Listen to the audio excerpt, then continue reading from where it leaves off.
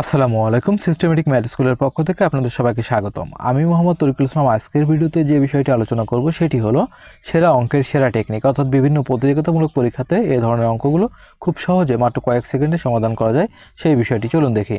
পরপর 10টি সংখ্যার প্রথম 5টির যোগফল 560 হলে শেষ 5টির যোগফল কত? সেক্ষেত্রে আমরা খুব সহজে যাবে নির্ণয় করব। সেক্ষেত্রে আমরা এই সূত্রটি সাহায্যে সমাধান করব।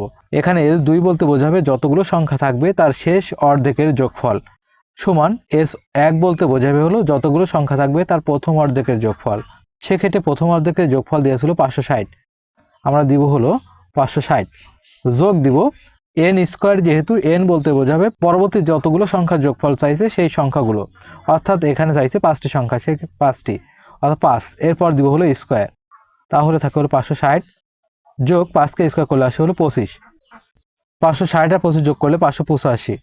এটি হলো এই প্রশ্নের সমাধান। তাহলে বন্ধুরা, পরবর্তী যে অঙ্কটি আছে, পরপর 6টি সংখ্যার প্রথম 3টির যোগফল 183 হলে শেষ 3টির যোগফল কত? আশা করি উত্তরটি আপনারা কমেন্ট বক্সে দিবেন। ধন্যবাদ বন্ধুরা ভিডিওটি দেখার জন্য। যদি ভিডিওটি ভালো লাগে লাইক কমেন্ট শেয়ার করবেন। আর যারা নতুন আছেন ভিডিওটি দেখছেন, অঙ্কের এমন আরও অনেক টেকনিক শিখতে বা জানতে আমার আইডিটি ফলো দিয়ে রাখবেন।